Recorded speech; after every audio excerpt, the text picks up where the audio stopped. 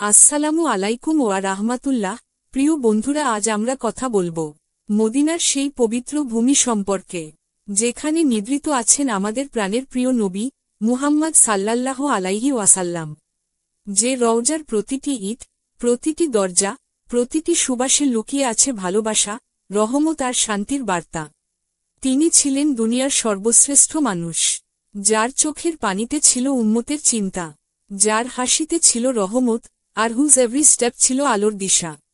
রাসূল কখনো কাউকে কষ্ট দেননি, কখনো কারো প্রতি অন্যায় করেননি, বরং অন্যের কষ্টকে নিজের কষ্ট মনে করেছেন, আর রাতের গভীরে দাঁড়িয়ে কেঁদেছেন শুধু এই উম্মতের মাগফিরাতের জন্য।